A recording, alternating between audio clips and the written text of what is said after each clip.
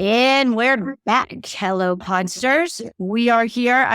Oh my God, couldn't even be more excited for my special guest, the first dude on Unmute Yourself, the podcast. My guest today is Bill Benjamin. Bill is a partner at the Institute for Health and Human Potential. He has degrees in mathematics and computer science, which you might as well say Bill is so out of my sphere. But he has 30 years of business experience. Bill explains how you can build a high-performance, last 8% culture by leveraging the science of emotional intelligence. I cannot wait to get into this. His clients include NASA, Marriott, Intel, the Mayo Clinic, and the U.S. Marine and surgeons. Like surgeons in general, or is there like a surgeon, U.S. Marine surgeons?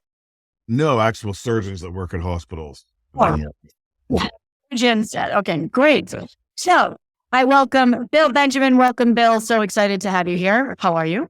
Thanks. I'm honored to be the first dude on this podcast. First dude. I think we should tell people how we met. I'll start. Ready? Mm-hmm. Sure for it. So we met, how many years ago do you think it was? 6, 7, or 8 years ago, maybe? It was a little more. It might have even been 9 or 10 years. 10 years ago. So I was working for Marriott and I hired Bill and his partner to be the keynote at a big client event we did. And I really loved what he had to say. And I adored him, obviously. And we kept in touch. And I think that's great because, like you said, 10 years later, and I think what's important here is you meet a lot of people that you like in your life or that you connect with or you think have great ideas. And then they come in and out, and that's great. I think one of the reasons why we kept in touch, Bill, is because we made a concerted effort to keep in touch. Mm-hmm. Right? Absolutely. Yeah. And by the way, not only did you bring me in to speak at that event at Marriott, but I went on to speak probably 10 or 15 times for various Marriott groups. Some were yours, some were Doreen's, some were, so that turned out to be a great partnership. So thank you for that. You're welcome. You're welcome. And thank you for coming on the podcast. So we're going to dive right in. So one of the things I love about what Bill does is he talks about emotional intelligence. And tell me about emotional intelligence and psychological safety. The reason I'm asking is because psychological safety is super important. And I feel like it's the new buzzword for maybe emotional intelligence. I don't know. What do you think about that? Thoughts? Oh, it's critical. There's really good research that shows that someone's ability to perform, to speak up, to unmute themselves is really two things. One is their own skills, attitudes, and capabilities. The second is the environment they're in. So if you want people to speak up and share ideas, but senior leaders are shooting their ideas down, they're going to be less likely to speak up. So that creating a culture and a team where there's psychological safety, where people feel safe to speak up and point out mistakes, give each other feedback, hold each other accountable, that's critical to a high performance culture. Totally. And critical to, if you are an individual contributor, make sure you're joining a team that invests and walks the talk with psychological safety and or emotional intelligence. It's interesting because I heard you just say the ability to perform your own skills and also the environment you're in. So what do you see that works well for creating an environment where people feel, particularly women, this is a podcast that's geared towards women, but not exclusively. What do you see people do that are team leaders that works well for encouraging women to speak up? Yeah. So we talk about a culture that's high in both connection and courage. And so connection is about someone having a voice, someone feeling valued. So to ensure, and I think, Nancy, as you know, you just put out a post on LinkedIn about, men will apply for a job when they think they have 60% of the skills, but women 100%. So it's critical that the women on their team feel valued. They feel that they, the confidence, right? So whether you're a male or female leader leading a female, not that men don't want to feel valued and confident. It's a little less important. So the women will be much more likely to speak up, to feel safe if they have confidence in themselves, if they know that they feel valued. So that's absolutely critical. So how do you do that? Yes. Really quick, 15 seconds or less. I mean, we talk about starting on the other side of the bridge. So if I'm in a conversation and I'm thinking about what I think is right, what my issues and challenges are, then that person isn't necessarily going to feel like, oh, I'm really hearing them. I'm really listening to them. They really value me. Whereas if I can kind of metaphorically get off my side of the bridge and walk over to their side of the bridge and think about what's going on with them, validate, not agree. People always get this idea confused with having to agree or giving in. It's not agreeing or giving in. That's sympathy. We're talking about empathy. So sympathy is where you go over to the side of the bridge, hear what's going on for the person, and then have to give in or not say no. But empathy is where they feel heard, they feel validated, they feel understood, they feel like they matter. Now you can still come back to your side of the bridge and say no to the person, hold them accountable, do whatever needs to be done around the courage focus of this. But how do you ensure someone feels is you listen and validate who they are. We like to say all emotions are okay, all behaviors are not. So validating people's emotions is what makes them really feel safe. I'm taking notes because sometimes Bill will drop a nugget and I will use it in my personal life. So all emotions are okay, all behaviors are not. That comes from John Gottman's work. They do a lot of work on marriages and raising more intelligent children. Perfect. So yeah, I mean, by the way, it's especially powerful with children. Like validate their emotions. It's okay that you're frustrated. It's not okay that you're throwing things. It's not okay that you hit your sister. It's not okay. So it's validating the emotion and then addressing the behavior. And by the way, employees are just kids with longer legs. So it's the same idea, right? So validating the emotions. So it's like we're coming back to how do you make someone feel heard, important, understood? You do it by really getting to their side of the bridge. And then and validating the emotion, but then also like getting their ideas and input. And we all know the value if someone else comes up with the idea or the solution, they're way more committed to it, right? It's obvious. It's just really hard to do because we get excited. We think we're right. We're trying to move things along fast. I don't want to I just tell them what to do. This is how I used to lead, right? I mean, don't you just run around telling everyone what to do? I thought that was leadership. That's not what really makes people feel safe and valued. Well, that's, I'm glad you brought that up because that brought me, as you were talking, what I was thinking was, what if you don't want to go to their side of the bridge? So two questions. What if you don't want to go to their side of the bridge, even if you know you can come back? And what if you don't think their emotion is valid? Well, but that's it. But it's not so much valid. It's okay. Like a person is allowed to have their emotions. When you're giving a friend feedback, oh, you shouldn't feel that way. That's actually not what you said. That the person feels that way. Like I get that comes from a good place. You don't want them to feel disappointed or shame or whatever, but they feel what they feel. So, and I get them not wanting to go to their side of the bridge, but I've coached many people in this situation, and 90% of the time, when they actually do try it, things actually change because they realize that other person, you know what, they actually are a human being. They're not psychotic. They're not a sociopath.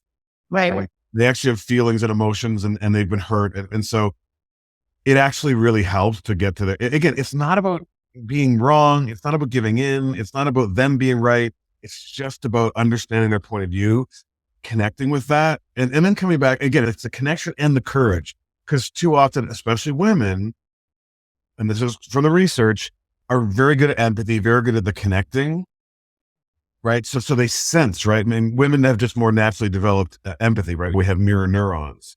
Men have them too, but women more naturally develop those mirror neurons to feel what the other person's feeling. Yeah. And so too often women get sort of stuck on that other side of the bridge using our language, worrying about how the other person's feeling, trying to take care of them, not wanting to upset them, wanting to be liked. And they forget to come back to their side of the bridge and unmute themselves and speak up with courage, give the person the feedback, hold them accountable, let the person know how they've been impacted them. But we're just so much, that conversation is going to go so much better if we connected first, if we start on their side of the bridge, even if we don't feel like we don't want to. I love everything about that analogy. And one of the things I like about it is it gives me as you're saying this, it gives me a concrete physical analogy. I first heard this probably 7-8 years ago. Right. And I am going to step off of my side of the bridge, and I see myself stepping off the bridge Yep. and walking over to their side.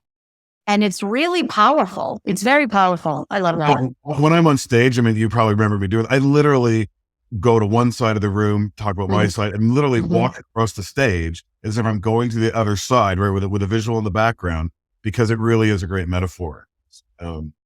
Yeah. And you know what I'm thinking about is, as you're saying this, is not only difficult conversations, because I want to get back to that last 8%. I think that is such a great concept, is in negotiations. I mean, that's it. There's always, you have to get off your side of the bridge, go and see if you can find, can we meet in the middle? This is me talking now. Can you come over here and I can come over here? We can meet in the middle. Can I go over to your side of the bridge? Because not only am I now with you, sitting with you, listening to you, empathizing, I'm also sitting where you're sitting and seeing what you're seeing. And perhaps there's something you're seeing that I'm not. If I'm stuck over here, I'm not going to see that. I love it. I think it's great. Absolutely. Let's talk about the last 8%. Yeah. I love this. So can you give us a 20,000 foot overview? What do you mean when you talk about the last 8%? Yeah. My business partner, Dr. JP Pillou-Fry, he came up with this concept maybe 4 or 5 years ago. He was coaching a couple of executives who weren't getting along, like that ever happened. Right. Shocker. And they were coached to have a conversation with each other about the impact they were having on each other. So they have the conversation. They come back from the conversation. The coach says, how did it go? And they're like, oh, it went fine. Well, the coach knows. So the coach pushes a little bit and says, yeah, but did you really say the things we talked about? And both of them said, oh, you know what? I got 85, 90, 95% of the way there. The other guy started reacting. So I reacted because we know emotions are infectious. And I stepped back a little bit. I didn't really step in and unmute myself. I didn't really say that last 5 or 10%, the part that really needed to be said. And so we know from our research that 68% of people in that tough moment, when that last 5 or 10% comes up, they avoid. They either avoid the conversation altogether or they avoid saying what really needs to be said in the conversation. So we took that concept and we just studied with 34,000 people and determined that on average, it's 8% that people feel they leave unsaid in a difficult conversation. That's where the 8% came from. And then as we workshop this, people said, well, it isn't just conversations I face. There's last 8% decisions. There's the easy ones where everyone's going to agree and I'm not taking a risk. Then there's the one where I'm trying something new. It's uncertain or somebody's not going to be happy. Right. And I know when I was first learning this, I would make a decision. It would be somewhat based on who was going to scream the loudest. And I didn't want to deal with them. And so I'd kind of give in to them, not always make the best decisions. So those last 8% decisions are absolutely critical. And I'll say one final thing on this, and I know you'll have lots to say about this. The reason these last 8% moments are so important, why we focus on them, is because of the cortisol effect. And we know we love brain science. The cortisol effect is that when there's tension, when there's pressure, when there's conflict, cortisol is released into our brain. It does a number of things. But one of the things it does is it causes memories to sear in. So people will remember how we show up in a last 8% moment. They don't remember what we were doing in the 92% of moments when everyone was getting along and the deadlines were being met. They remember that tough moment when there was tension. So those moments matter more to our reputation. They matter more to our culture. Cultures are built in those last 8% moments. Reputations are built in those last 8%. Unmuting yourself is a last 8% moment for most people, right? To speak up to a senior person, to challenge somebody in a meeting. I mean, there's so many saying no. I mean, there's so many things that are last 8% moments for people, both conversations and decisions. For sure. So why do you think people stop short? I do it myself. And I didn't realize I did it myself until you and Dr. Paul and Brian, I call him JP, until you and JP started really talking about this. Why do you think people get to a certain amount? Or let me rephrase. Do you think they get almost all the way there and then they're like, you know what, I got most of what I wanted. I don't want to deal with this conflict? Or do you think they simply don't want to deal with the conflict? It's all about emotion. And so it could be any number of emotions that come up. It could be, oh, the other person's starting to get upset. I don't want to hurt them. It could be, wow, the other person started to attack back. Now my emotional system is triggering and my default is to avoid, right? Because it's that those are our fight or flight responses in last 8% moments. It's actually our amygdala is triggering. It's the fight or flight responses. So it's like a tiger's out at us, and we're either going to fight it or we're going to shut down and avoid. So it's some sort of emotion that's causing us to avoid. Now, I do want to point out, and I know a higher percentage of women, so I said 68% of people avoid. In women, it's more 75 to 77%. So it's a little bit higher in women. That's more of a learned default behavior. There's nothing wrong. There's nothing bad about that. It's just the way our culture, our global culture is. But the other 32%, so out of that 68%, the other 32%, I can fall into this category. I'm in that tough conversation. The other person starts getting triggered. They start getting defensive. Now, instead of shutting down, I attack back. I get defensive, and now I'm making a mess of it. So we talk about people either being avoiders or make a messers. Well, and I wonder if, so I'm thinking about my marriage. Okay, I'm going to be fully transparent. I'm thinking about, and everybody knows I adore my husband. Bill has met him. I hope you adore him. I think you do. He's awesome. He's great. Because I will find that at work, I don't have this problem. At work, I will have usually 100% of the conversation because I'm trained and I compartmentalize that way. At home, the stakes are higher, I believe. Yep. And I believe that what you just said. So if I continue to push it, I'm afraid of the reaction and I'm afraid of that tiger. I'm not afraid of the tiger. I'm afraid of the situation of the tiger coming out, and I don't want to deal with it. And I will find another way to bring it up and get closer to resolution. And I don't know that that's effective because we keep having the same last 8% conversations and they don't get resolved. It really depends on whether the stepping back is done by design. In other words, it's like, okay, this isn't a great moment. He's not in a place to hear this. I'm not in a place to hear this. Let's take a break and come back. Or is it just by default? I'm just avoiding because he's starting to get angry and now I'm shutting down because that's my default behavior and I'm swallowing my truth. It really depends. Is it a reactive, I'm doing this because I am avoiding something hard, or is it more strategic? It's more, I'm cognitively saying this is a better approach. Right. That's really for us what it's about. Because the emotional brain takes over the cognitive brain and limits our cognitive thinking in those moments. So we're trying to help people manage those emotional responses so they can have the best of their thinking, so they can show up with connection and courage, right? So how do we talk about this idea of a culture or a leader balancing connection and courage. And we talk about when we talk about culture, we talk about cultures that are high care and high accountability.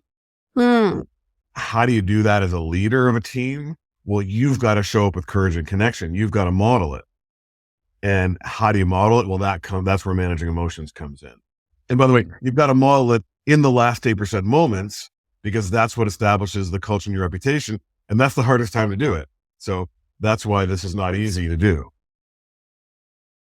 I love this so much. So high care and high accountability. So how do you try to regulate your emotions as you're going into that last 8%? Like, you're going to get to the 92 and then, okay, I know that the last 8% is going to be hard. How do you do that? Yeah. I mean, it starts with self-awareness. So it starts with being able to notice when you are starting to trigger, when your emotions, and we'll feel that first in our body. It's our early warning system. And everybody feels it in different places. My chest will get tight. My hands will actually shake a little bit. By the way, I've had surgeons say to me, that's one of their default responses. Wow. If you're a surgeon, you need to do something about that. Where in your body? Nancy, where do you feel it in your body when you start to get triggered? I think I feel it. My heart starts to go fast and I get a little flush. Like it just happened this morning. Yeah. I was triggered by something and I could feel it. It was that adrenaline rush. And I'll tell you, a lot of because of, I listened to you, I read your books, all the things. Most of the time these days, I will take a step back and say, this is not a good time to have this conversation. Most of the time. Yeah. And the times when I don't, it's full disclosure. I know it's about to happen and I don't care. Right. And that's not great, but that just is. Yeah. No. I mean, we all have this meta self that we can kind of watch ourselves, right? Here I go. I'm going to get triggered. I'm going to lash out. Here I go. Yeah, fine. They deserve this, right? that is exactly. I'm like, I don't care. No, I'm not sorry because like, woo, that's tough. So Your body's early warning system. By the way, you mentioned getting flushed. I had a woman that I coached who would get red in the neck area whenever she was in a meeting with a difficult person. So you can imagine what her clothing strategy was for those meetings.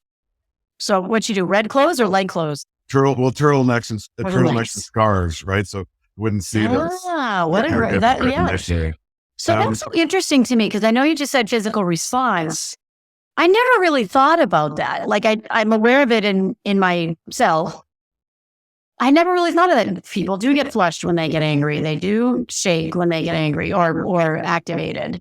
That's interesting. That's interesting because that's, to your point about psychological safety. It sounds obvious, but if you're talking to someone and you see this physical reaction, it's time to back off. Oh, absolutely. And by the way, the physical reaction can happen even when they're shutting down. Have you ever had somebody you're giving them bad news and they're just staring at you? They can't hear you. Yep. They can't hear you. That's when I do some of my best coaching and parenting. Is when the other person is triggered, they can't hear me. So absolutely. I mean, not only will you feel in your body yourself, you will sense it. You probably know there's a micro expressions that our subconscious mind reads. There's so many involuntary muscles just in our face that happen when we get triggered. So yes, we know when someone else is triggered. And if we're not managing ourselves, because emotions are infectious, we'll start to trigger, right? Yeah. The body's the early warning system. That we have a whole strategy called the SOSS, and I'll do the SO part of it. What is stop, right? That is disconnecting the trigger, not as an avoidance strategy, but as a way to disconnect, do something to get your thinking mind back, calm your emotions down so that you can step back in more skillfully, right? You will unmute yourself, more skillfully. By the way, a great example of this is the draft folder was designed for emotional intelligence. Oh, write that email you want to write. Don't put it in the to list just in case. Save it in the draft folder. Go for a walk. Do something that gives you a sense of calm or peace. Come back to it. I've done this many times. Never once have I looked at that email I wrote in the triggered state and thought, yeah, that's me at my best. Yeah, that's the email I should send. Same. I was just going to ask, have you ever actually sent the email after you come back and look at it? I never have. Never once. In fact, most times I realize I should actually get on a Zoom call or walk down the hall and see this person, or like this shouldn't actually be done in ends anyway. Because by the way, I was about to copy 17 people, right? Hit reply to all, So, and just coming back to the original. So in that moment, if I sent that email, I would not be demonstrating connection. Yeah. My courage would come across as disrespectful. And so that then creates a last 8% moment where I don't show up well. And then that becomes my reputation. And then as the leader, that becomes the culture I'm creating. Oh, the culture is you just snap back in emails.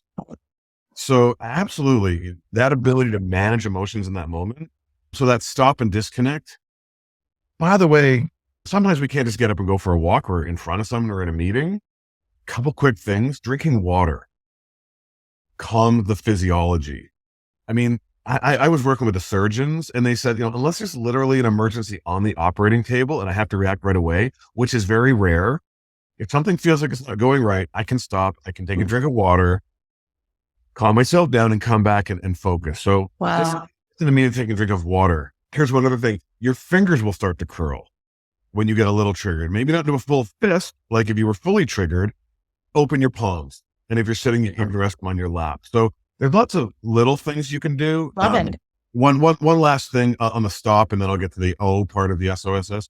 The stop is, the other one is, if you are in a fight mode, you'll be leaning forward. Lean back. Yeah, I love that one. Really create the physical interaction. If you are in a flight mode and you're about to mute yourself, you're avoiding, then lean forward. Step in, right? You don't have to step in right in that moment, but the leaning forward, opening yourself up, creates a change in your body posture that allows you then to think more clearly. So that's the stop. Love all of it. I'm taking copious note. This is like a therapy session for me. This is awesome. And for the Podsters. So Podsters, this is great. It's not that far from that. So I'll just share the O is oxygenate. Take a deep breath. The intake of a deep breath. The intake of a large amount of oxygen just carbonizes your blood and has the physiological effect of minimizing the chemicals the amygdala has released. So as a math and computer science guy, I feel like, Bill, you need to take deep breaths. I'm like, yeah, what for? Now I understand this. Now I understand the chemistry of it. Screw in your deep breaths. Now I know the chemistry behind it. I'm going to get more of my best thinking back, right? I'm going to be able to step in more skillfully if I take the deep breath. So yeah, that deep breath can be you'll be amazed at how much your better self you get back when you just stop and take that deep breath. In that last 8% moment, that's the time to be able to do it, right? That's the skill. That's the hard part of this. Think about if you're sitting around a conference table, let's say, and let's say you're in sales, you're calling on a client, or you're in a meeting and it's getting contentious. Think about the power you take back. This is the S and the O, right? You're going to stop and you're going to take a deep breath. Think about if you were to just say, let's say there's no water, I'm going to pause for a minute because I'd like to regroup. Yeah. Or I'm going to pause for just a second. And then you sit there and you take a couple of it, which you probably wouldn't want to do, but I'm going to ask that we pause for a second so we can all catch our breath. Think about your command of that situation and that room and potentially the outcome. So you're not on your heels and on the defensive. You're saying, hang on a minute, let's all pause and then let's come back. I think that's incredibly powerful. Incredibly. And within that moment, and this is hard to do, you can actually do the validating that we talked about earlier. I know you're all passionate about this. I know you all really care. That's why this is getting heated. So you're literally validating the other person, right? So you're stopping and taking a moment. So let's just talk about, by the way, the other strategy sometimes in meetings is let's move on to agenda items 3 and 4.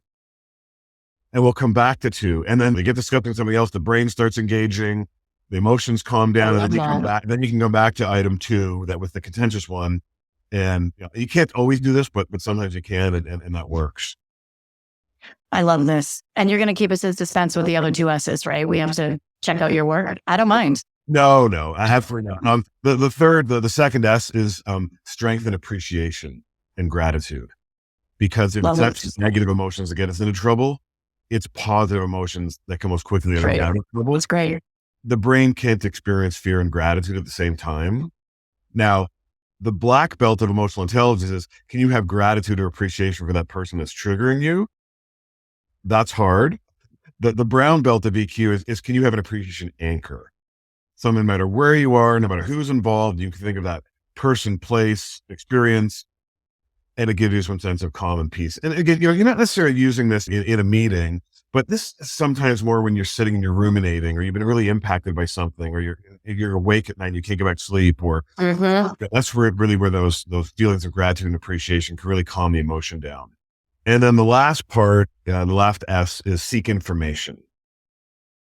Seek to understand, right? Well, yes, but we start with, am I amplifying the negative? Because we take a little bit of information and we amplify the negative. If we're in the jungle and we know there's a tiger running around, wind rustling in the bushes, what do we assume the wind is?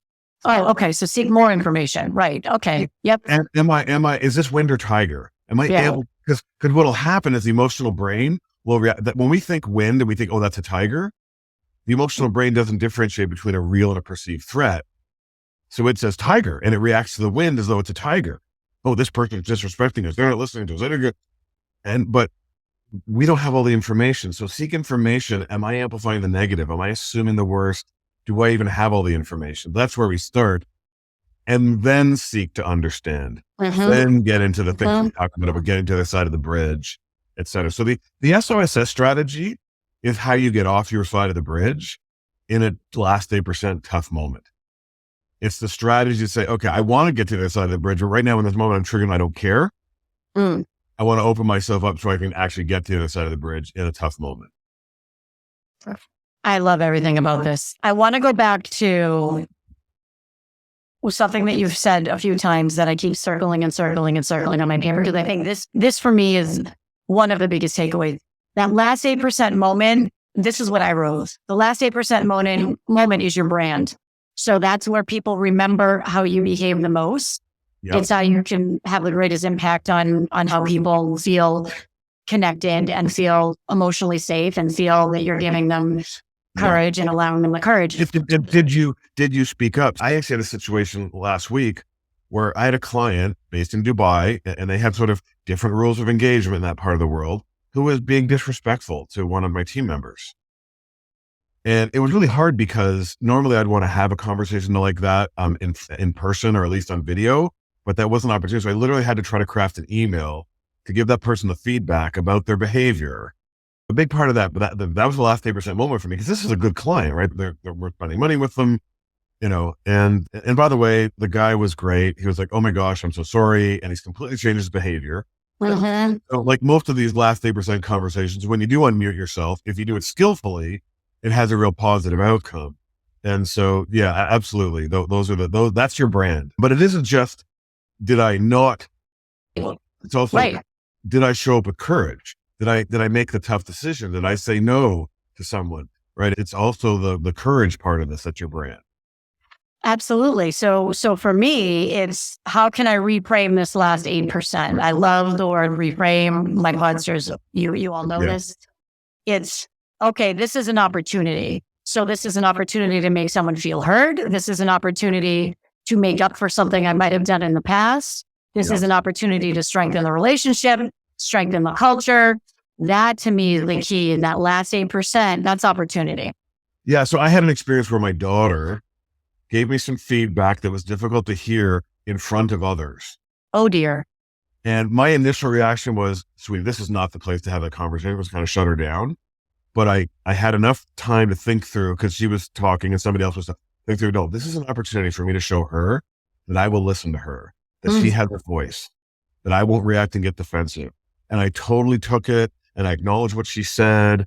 And I was so proud of myself. I actually had other people in the room that were like, wow, I cannot believe you handled that so well. Yeah. So yes, those last 8% moments are an opportunity to establish your reputation and show that other person, right, how you at your best. I love it.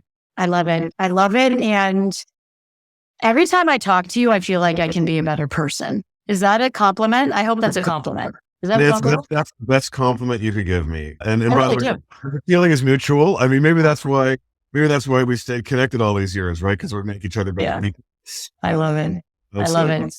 I love it. So tell us what you have going on. We're going to put all of the links to your work, your resources, everything in the show notes. Tell me, like, if I wanted to, if I had 15 minutes or 30 minutes and I wanted to find out more about this last 8%, how would I do that?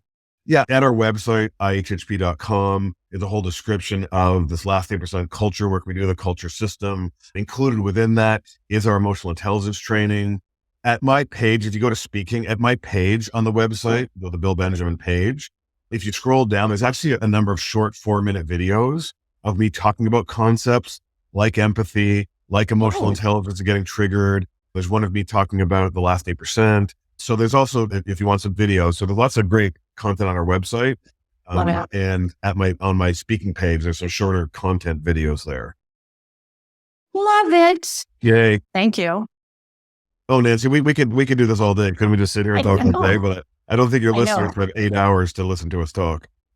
No, but we'll come back. I mean, I think we'll come back. I think so. This episode is going to air in a couple of weeks, so probably early November. Okay, great. Everybody wants to be a better person in January, right? Everybody has their New Year's resolutions. So maybe we have you come back and talk about how to honor and how to really step into this. I want to be more courageous, and I want to create an environment for my team where they can have more connection and more courage. I'll bring you back. I would love to. And Nancy, I have 2 teenage daughters, as you know, who I'm trying to teach, and I'm trying to create an environment, in our family where they feel safe. So I so appreciate the work you're doing for women. I know there's men on here too, but I know it's really designed for women, and it's amazing work you're doing. And I'm just happy to be able to contribute to that. Thank you. We'll see you soon. So Podsters, all the links are in the show notes. We like to end our podcasts, Bill, with peace out. So we're going to peace out to the Podsters, and we'll be back. All right. Peace out. Peace out.